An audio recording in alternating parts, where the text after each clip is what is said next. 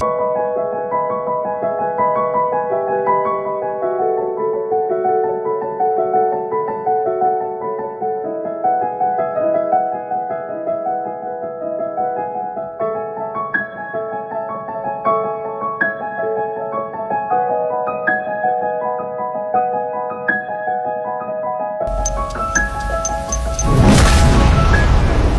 few moments later. Assalamualaikum warahmatullahi wabarakatuh.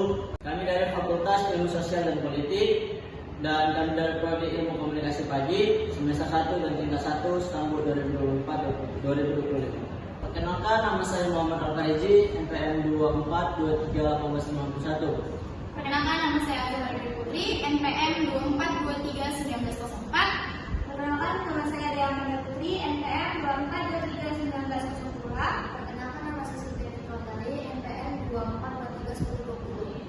Kami membahas tentang materi negara dan kewarganegaraan. Tujuannya untuk nilai akhir semester 1 tahun 2024, mata kuliah kewarganegaraan.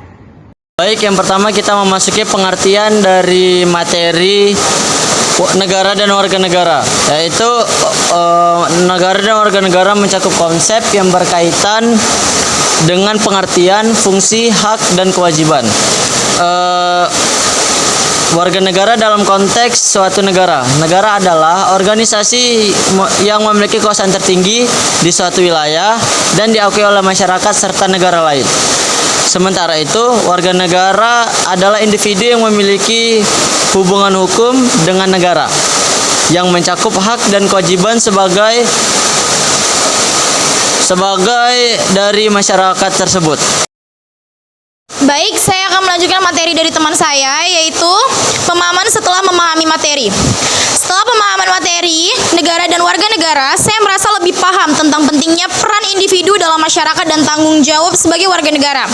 Saya menyadari bahwa setiap warga negara memiliki hak dan kewajiban yang harus dipatuhi untuk menciptakan kehidupan berbangsa dan bernegara yang harmonis. Pembahasan selanjutnya ada tujuan dari materi negara dan warga negara. Tujuan dari materi negara dan warga negara adalah untuk memberikan pemahaman kepada individu tentang pentingnya negara sebagai entitas yang mengatur kehidupan masyarakat dan hak kewajiban yang dimiliki oleh setiap warga negara, peran aktif warga negara dalam pembangunan dan pengembangan bangsa. Oke, pembahasan selanjutnya, manfaat materi negara dan warga negara.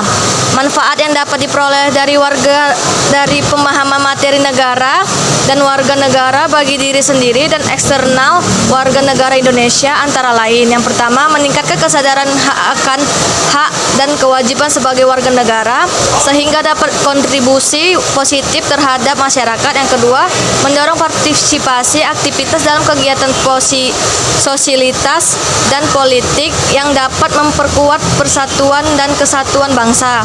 Yang kedua, membantu dalam menciptakan lingkungan yang lebih baik melalui pemahaman tentang hukum dan peraturan yang berlaku.